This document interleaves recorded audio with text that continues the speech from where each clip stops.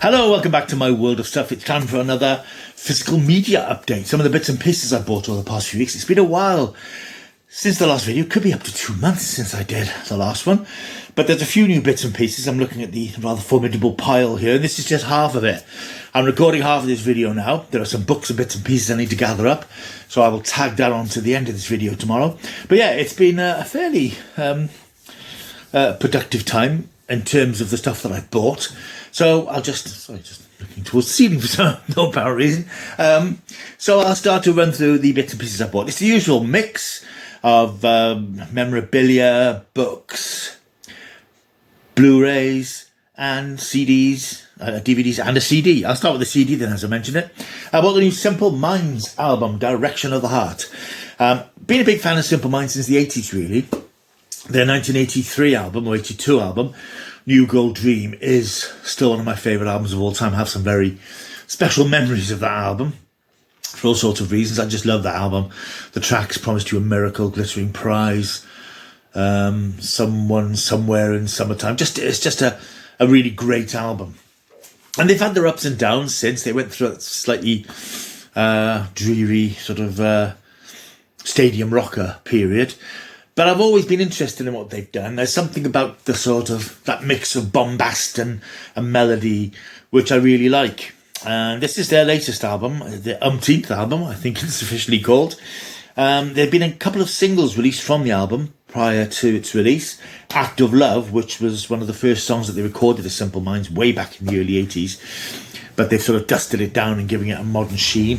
And the Excellent Vision thing. And First You Jump. Of course, because of the nature of the singles chart these days, they didn't do a thing in the charts. Because it's all full of rap crap. And proper musicians don't really get a chance to get in the charts these days. But that's a whole other thing. So anyway, this album is out. It's 9 tracks. My copy, unfortunately, has a little tear on it there. That might be me. I don't remember it being on that one. It arrived in the post. This is Simple Minds as they are at the moment. It's the nucleus of Jim Kerr and Charlie Burchill, with the sort of band who are with them these days. I saw them live in Cardiff back in March or May. Brilliant. A great performance. A really good long performance as well. When you consider that Jim Kerr is well into his 60s now, still a very powerful stage presence. So this is a really good album, full of pumping rock anthems, as they say. Vision Thing, First You Jump, Human Traffic is very catchy. Who Killed Truth. Solstice Kiss is a track which evokes things like Belfast Child from years ago. It's got that same sort of slightly wistful, yearning feel to it. It's just a great, very powerful album. It's not a long album, it's about 40 minutes, so it would fit on one side of a C90 cassette, for those of you who remember such things. I always remember that in the day, recording albums. People would lend each other records, and hoping that the album would fit on a C90 cassette, 45 minutes on the other side. Youngsters today don't understand the pleasures of these things. Anyway, Simple Minds' new album, Direction of the Heart, highly recommended. Some bits and bobs here. I picked this up from it was just one of these random reductions on Zavi last week, $4.99. It's one of these wall plate type things. As you know, I've got my posters and things up in the cinema room. And I picked this up because I thought it was quite nice. It's a sort of 3D sort of raised effect of Detective Comics number 27. Facsimile of the first appearance of Batman way back in 1937 or whenever it was. Nice solid piece which will go up on the wall with all my other collectible comic-y things. I think it was $4.99, so that was rather nice. I also picked up this. Now, as many of you may know, I was a fairly avid collector of the Eagle Moss Doctor Who figurine collection, which unfortunately came to a premature end early this year when Eagle Moss went into administration. However, even though they went into administration, they still had a lot of stock. That stock was sort of frozen until assets had been sorted out. And now all that stock is finding its way into various shops, particularly things like B&M Bargain and the television and film stores, about which I'll say more in a moment. I picked up this set. This is Jamie McCrimmon and the second Dr. Patrick Troughton. Very nice little set of these two. I mean, with the Eagle Moss sets, I kept to the regular releases rather than some of the specials. When they started doing Doctors and Companions, I thought, well, it's getting out of control, because it got out of control as it was. So whilst it was sad to see Eagle Moss go under, in some ways it was a relief, because there's a limit to anybody's space, and a lot of these things I've put away into storage. The better ones, the more recognisable Dalek, Cybermen, Doctors and so on display. But this is a nice little figure, which I think was $7.99 in B&M. So if you're quick, you might find these in B&M. They'll probably go fairly quickly. It was the only one of these I could find. There were the Doctor and Amy Pond, the Doctor and Perry, but this is the only one of these. Now, interestingly, as I said, some of these are getting into the film and TV stores. I don't know if you've got a branch of that near you as well in Cardiff. And they are charging for them, shall we say. This, I didn't see this one in there, but they had the Doctor and Perry, the Doctor and Amy Pond, the Doctor and Rose, all of which are also in B&M, available for $7.99. They were charging $29.99 for them. So, you know, beware. And they're also doing the 4-figure sets of Cybermen, First Doctor and his companions, Doctors, $49.99. So just be careful if you want these things, because some places are charging stupid amounts of money. But I think that, you know, they're not widely available. If you've got a film and TV store near you, you'll find them there, but you'll be paying through the nose. B&M is your best place, and as I said, I managed to pick this up. And it's a nice little set. More Doctor Who. I've just done a video on this, so I won't linger long on the new hardback release of Doctor Who and the Daleks by David Whittaker. Check out the video on that one, which I put up earlier today. Right, now on to the physical media in terms of films and things, which I know people are interested in.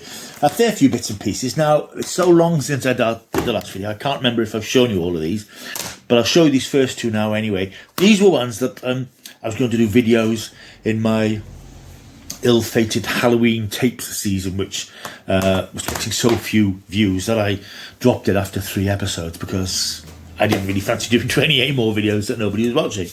So I nixed that, but I did pick up 2 classic Hammer horror films. I picked up The Hands of the Ripper, starring Eric Porter, Jane Merrow and Angharad Rees.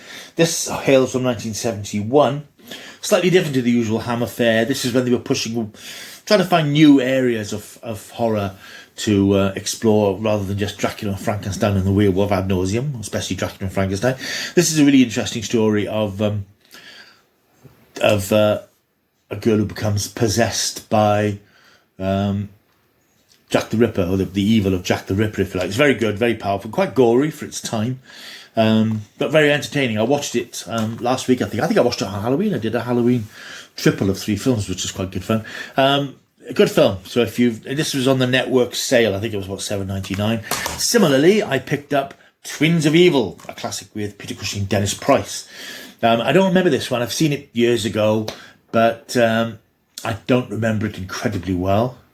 It's about 2 twins who moved from Vienna to the village of Karnstein, which is a regular sort of Hammer horror locale, to take up a new life with their submissive aunt and grim uncle, a fanatical Puritan and leader of a witch-hunting religious sect, who is determined to kill his nemesis, Count Karnstein, a devil-worshipping libertine who has been turned into a vampire. So yeah, I've certainly seen this. I would imagine this is one of Hammer's slightly racier early 70s, 1971. So there might be a little bit of titillation in that one. But yeah, I'm looking forward to catching up with that. As I bought those for Halloween videos, but it was not to be. Other things that I picked this up on Amazon for a couple of quid, and I think I saw another YouTube person talking about this film, said it was fairly entertaining. I do like a disaster movie. I think this was about £1.50, so it wasn't didn't break the bank. It's called World on Fire, and I was particularly interested in picking this up because it includes Rachel Hunter is in the cast, also an actor called Cleveland Derricks, who appeared in a 90s sci-fi series I was quite keen on called Sliders, about a group of people who found a way to travel in between dimensions. It was quite good fun. The cover, I'm sure the film will look nothing like this, because these disaster films rarely do. But I like a disaster movie. They're just fun.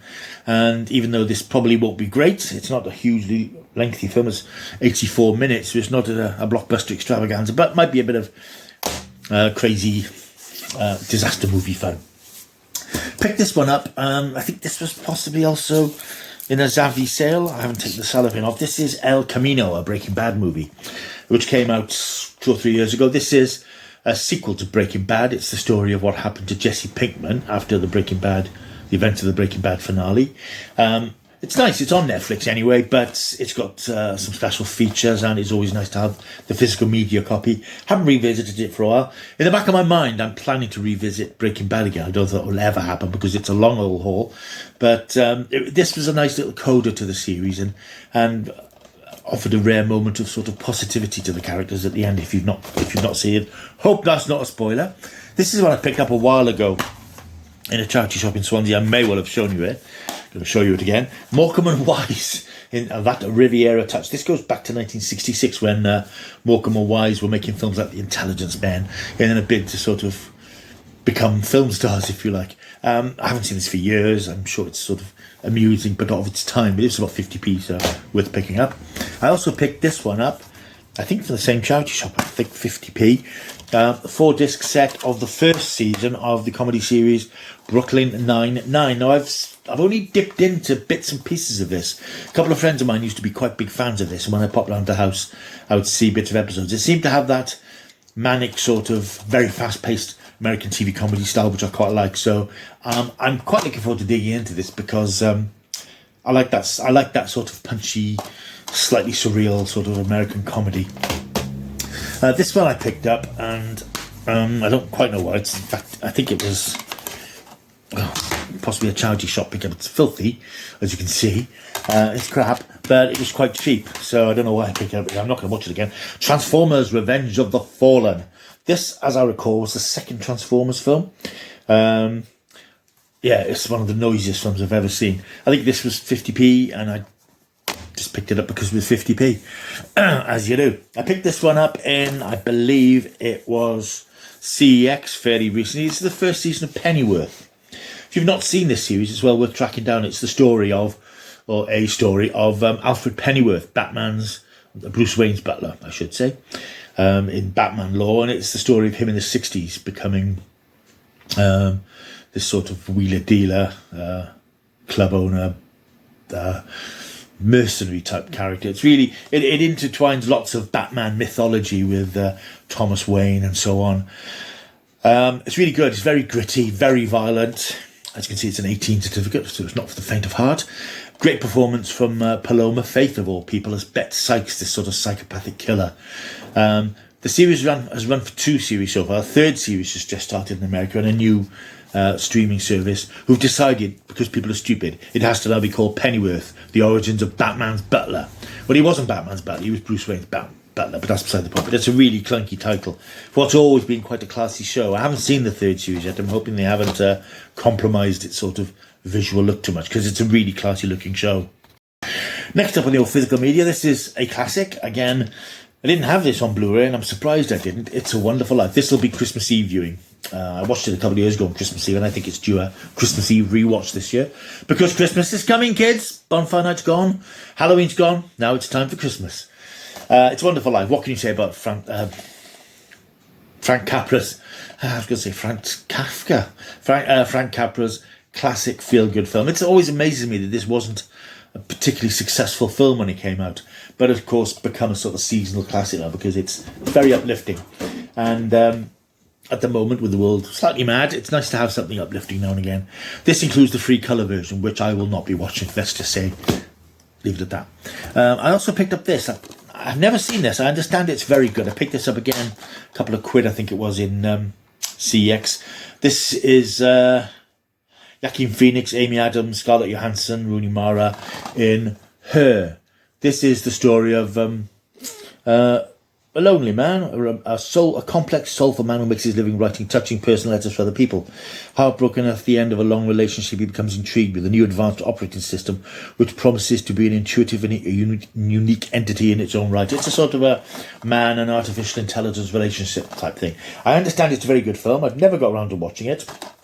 Picked it up on Blu-ray for a couple of quid, so that'll be going in the machine shortly. I won't dally with this one for long because I've also done a separate video for that one.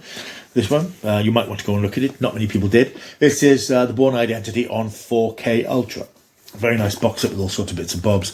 But as I said, there's a video further back if you fancy seeing it. A couple more discs. This is, again, I picked this up quite cheap at a charity shop, and I've not seen it or got it, it's a Disney classic, The Little Mermaid, which of course is being slightly controversially remade as a live action film at the moment. This dates back to whenever it came out originally. I'm not a huge animation fan these days, I must admit. I used to be when I was a kid, but these days there's so many animated films from Pixar and Disney and all these other studios. It's hard to sort of find the good ones, and my mind doesn't necessarily go towards animation these days. But I know The Little Mermaid is a classic, and I say it was about 50p, so I thought, why not?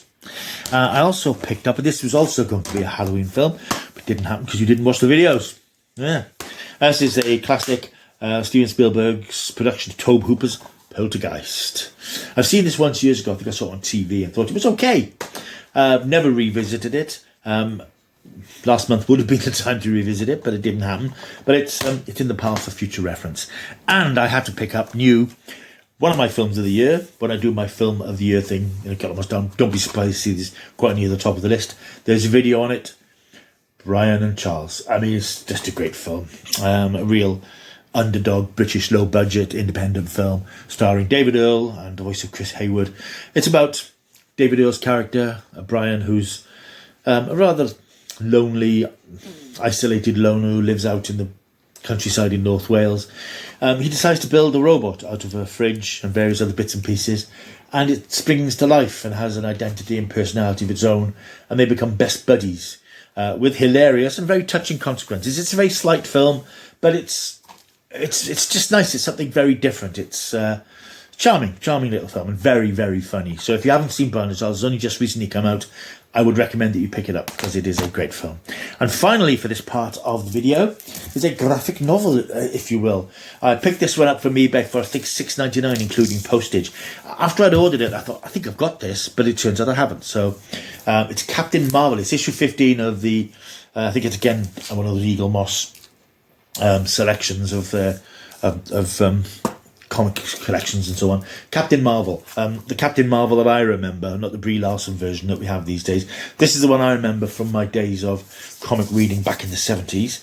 And yeah, be quite interested to revisit this. I'm just going to take the cellophane off. I didn't take the cellophane off because I thought, as I said, I thought I already had it. And I thought just in case I need to move it on eBay or something, I keep it wrapped up, but I haven't got it. So I will unwrap it, and it's by magic the wrapping is off. Yeah, nice. It includes Captain Marvel Volume 1, numbers 17 to 23, and Spotlight on Captain Marvel. You can see on the back they have the covers of the original comics. And again, this is the original sort of 70s comic strip stuff, which I could sort of, I just remember that style of powerful, action-packed comic strippery from when I used to read these things in the 70s. I suspect that I read this back in the day. Don't really remember it very well, but this is one I probably will reread because, again, as I say, it's just one of those, Mr. Bin, it's one of those nostalgic things. I just remember that style of Marvel comic back in the day. I've actually started reading today, when I was sitting quietly in the cinema room earlier, a graphic novel, Batman graphic novel called Death and the Maidens, I think, which is a modern sort of Batman versus Ra's al Ghul thing. And it's actually a good story, but it's so grim. It's no fun. And I know that's the way the comics are these days. And I think it's a shame because I think there should be an element of proper escapism, a proper joyful adventure in, which is why I like our Marvel films, because they do encapsulate that. But I think modern comics tend to be trying too hard to be taken seriously as an adult art form, and I think they've lost track of the fact that, really at heart they were entertainment for kids. And it's a good story, it's very well done. I think I quite like the art. Story is good. A lot of modern comic art is just, it doesn't work, it doesn't appeal to my eyes, if you like, because I like the old stuff. But this Death and the Maiden one I'm reading is actually quite entertaining. Right, that's all I've got for you now. I think what I'll actually do, I will do this as one video and then do the second one, because there are some books and bits and pieces to show you, some of my Christmas reading that I'm getting, and I always pick up some new books to read over the Christmas break. So that's physical media for physical media DVDs and a couple of odds and sods. There will be more coming up in another video tomorrow. So thank you for watching. Hope you've liked this video. As I said, please bear with the channel. I don't know where we're going because the channel's not really going anywhere at the moment, and the views have dropped alarmingly over the last month or so, but we'll see what happens in the next few weeks. Anyway, hope you've liked this video. Why not like and subscribe and share? Tell people about this bloke who does this stuff, and they might want to have a look. You never know. And I'll see you soon. Until I do, hey, you keep taking the stuff.